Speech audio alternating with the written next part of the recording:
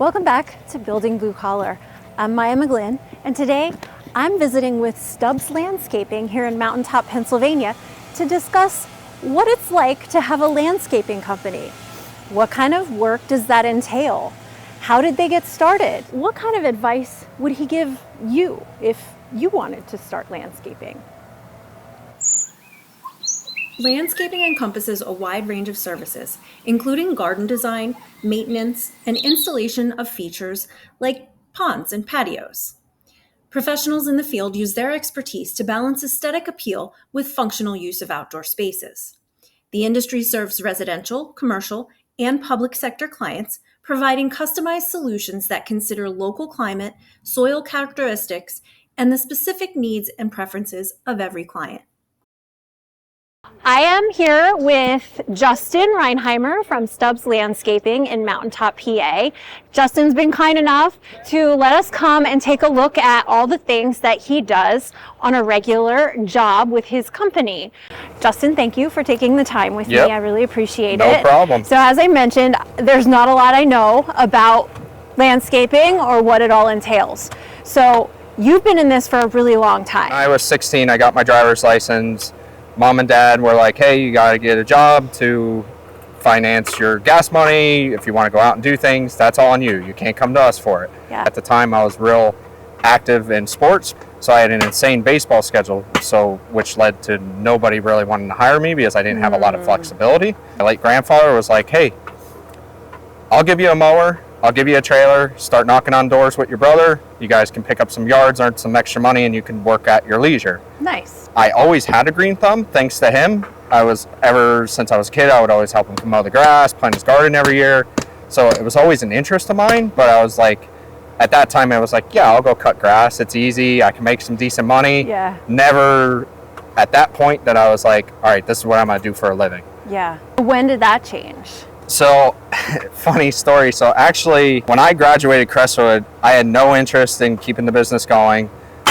I went to King's for chemical engineering. After one semester, I went to my parents. I was like, I hate it. Like, I don't want to do this for a living. I liked owning a business, but I didn't know, was this going to be the business that I wanted to jumpstart, or did I want to go work for somebody or go down another avenue? Yeah. I figured, well, I know I want to do something business. I'll go start taking business classes until I figure it out.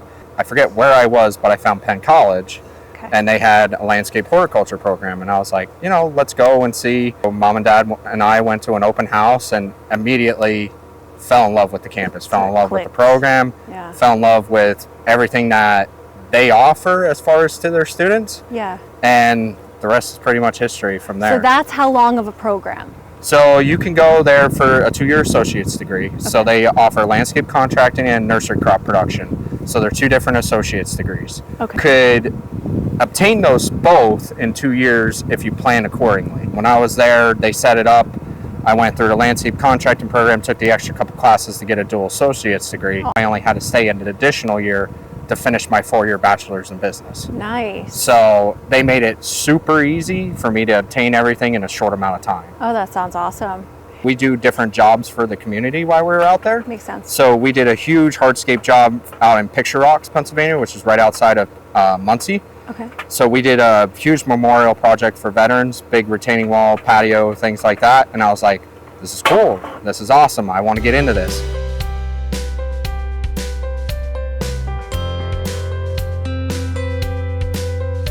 We started, it was very slow at first. We probably did maybe 2-3 patios a year until I would say 2019, 2020, right around the COVID time period is when we blew up essentially, where we couldn't keep up. We essentially had one crew that from March 1st to Christmas pretty much just did design, build, install work. Everybody was say, bring on the outdoor space for sure. So hardscaping, explain that to me exactly. So hardscaping is different than masonry. So masonry, and a lot of the terminology gets confused to the average consumer. Masonry is dealing with poured concrete, veneering, things like that, brickwork, which, don't get me wrong, in our hardscaping line of work where you're doing patios, walkways, retaining walls, that kind of stuff, from time to time, you do dabble in a little bit of masonry work, but it's not full-fledged everything that we do. Gotcha. Okay, so it's these patio steps and walkways and things like that. Yep. With these, what are these? Aren't bricks? What are No, these? so these are a retaining wall block. So typically they're a 6-inch high block, so perfect for what we're doing, our application here of doing steps. So we'll have a 6-inch rise, so our pavers will come right to the bottom of the steps. We'll put a natural stone cap on top, which is 2 inches. So from the paver to the top of the cap, you'll be your code of 6 inches. Awesome. There's a lot of different like textures and things that you have to know about to be able to build this stuff out. And I think I looked on your website, you do like 3D rendering. Yep. So the way that the process starts when a new prospective client calls us, we'll come out, we'll take measurements, and at that first initial meeting, we're hearing all the wants and needs of the customer. And then from there, you know, we'll get some, hey, what are your needs versus your wants in the space? And then a color palette that they're thinking of. And then from then, I go into, I call it the laboratory. So essentially my 3D design software, and play around with things and give you, say, hey, listen, for X amount of dollars, this is what we can do for you.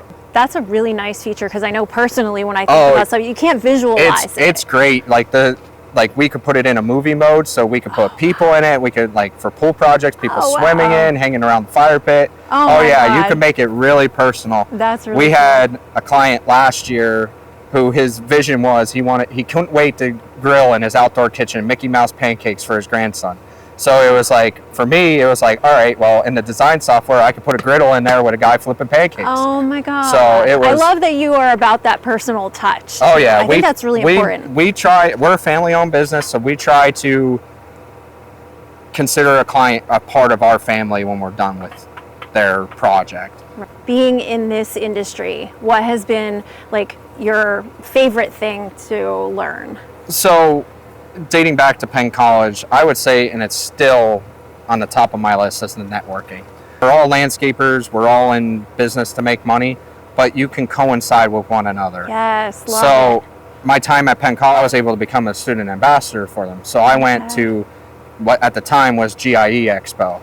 It's this big landscape expo that, you know, you could go listen to seminars, you could go test out all the equipment, things like that. It's a huge 3 to 4 day event, I believe. It was great because I got to meet CEOs of Gravely, Steel, all that stuff that I would have never in my wildest dreams been able to have a conversation with those people. The combination of that, and then Penn College, there's a big landscape student career days is what they're called. NCLC, where you can go and display your talents in front of judges and things like that. Between the two things, I had like 40 to 50 job offers if I wanted to leave and not do this anymore. So even still, they're like, well, we get it. You want to do your own thing, but here's our number. If you change your mind or you have questions, things like that, call us. That's huge. Where if you could pick up the phone and say, hey, you know, I'm struggling with this design, things like that, what would you do?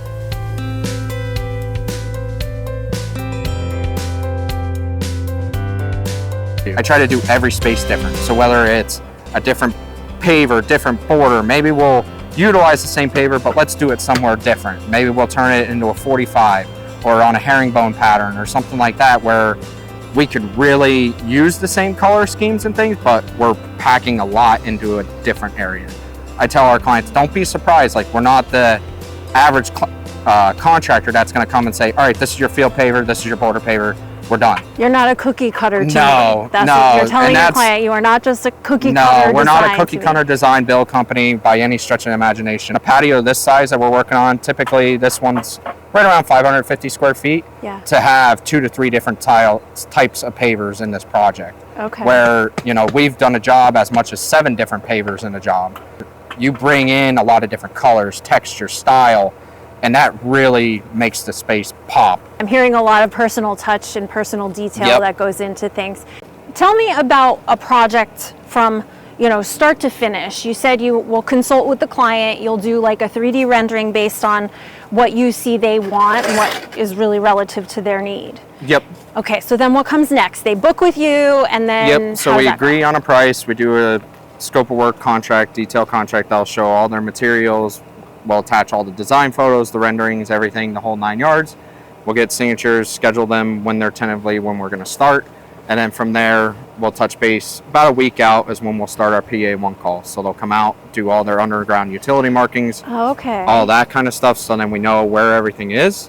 And then from there, we'll paint out a couple days prior, we'll paint out the whole patio, sidewalk, where the beds are all going to go, things like that, for the client to visually see it before the excavator starts digging. And time again, will be change orders as the progress goes on. Once we arrive on site the first day, we'll shoot all of our grades via laser transit to make sure where we're falling, where we're going to need our pitch, where we might not need to dig out so much on this area, where we really need to dig out on this side of the project. We try to get all those loose organics, everything out of there, because that's going to cause a patio to settle in the long time. We really want to get down to that hard soil, clay soil. From there, we'll bring in 8 to 12 inches of gravel compacted. We'll do it in 3-inch lifts with our reversible plate compactor. And then we'll see, as you can see out here, there'll be a 1/8 stone or a 1B stone. We'll set our iron pipes out, make sure everything's level, screed that off, and then from there we can start building. Advice for maybe, say, a high school student who is quasi-interested in this field? Definitely reach out to us. We're actively looking for people to join our team and join the industry.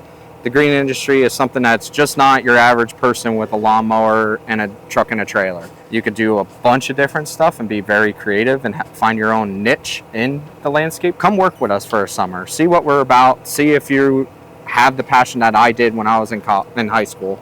It's definitely a passionate industry where you can take a space in somebody's backyard that they weren't crazy about and turn it into a space that all their friends and family envy. Right. What would you say would be like maybe some bigger challenges? Like what's the more challenging thing about it? I mean, definitely getting in to doing the design build aspect of it, it takes time. I mean, we're still learning stuff as we go based on new industry standards, new material that's coming out, things like that. And there's a learning curve for all that stuff. For sure. So it kind of stands to reason, like what you were saying is like, start with someone like yourself who's already in business, who will give you the, background, kind of build your skill set, see if it is for you.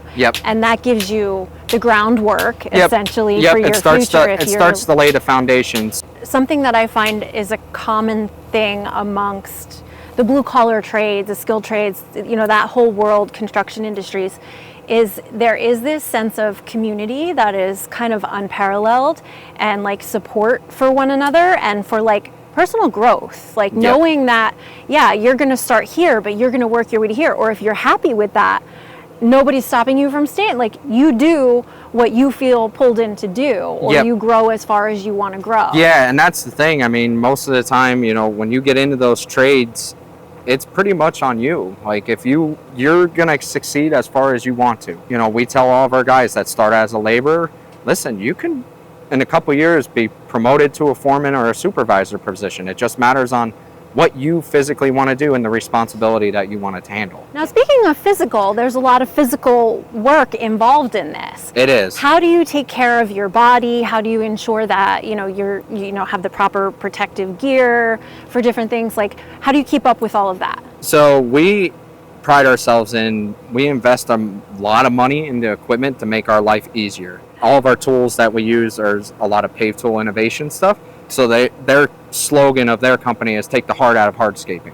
So everything that they do is a lot of assisted tools that help lift, lay, and everything as efficiently. So I tell the clients, and the clients are amazed when we show up, our excavator no more is just for digging. We have a vacuum system that we could grab a paver from a pallet, swing it over the patio and drop it, where we can lay, like we'll be starting to lay this patio out tomorrow. We'll have, if we start laying by 10 o'clock tomorrow, they'll have a patio by the time we leave. So you're able to protect your body by being smart about the equipment that you bring in to use. Yep. So we try, and I tell all my guys, whether it's on the hardscaping side of the things, the landscaping side of the things, hey guys, if you see out there a piece of equipment that, hey, if we buy this, it's going to help save us and help make us more money and save our physical bodies, I'm all for it. So I think that that's really interesting that you're spotlighting that, because I feel like young people coming up, they have a very technologically advanced kind of mindset. And there's stuff coming out all the time, like you're saying, that makes you able to work smarter, not harder. And it's like, that's what we've been working towards for forever. Oh, yeah. And we're finally coming to that place. And it's like the generations coming in, they're not going to have to abuse their bodies as much as the generations did before. No, I mean, Dad and I joke all the time. We're like, man, if we had this tool like 5 years ago, maybe we wouldn't go to the chiropractor once a month. It's definitely a rewarding industry. Trades in general are. Yeah. But it's not easy work. It takes a great support system. Having the family niche of the business with me to help as that, bridge gap and somebody that you can, trust and lean back on means really a lot. Important. I love it. Well, thank you so much. Yep, I feel like we thank you covered for a coming lot out. of ground with this conversation. So that's been really awesome. And I'm excited to share landscaping with everybody for building blue collar.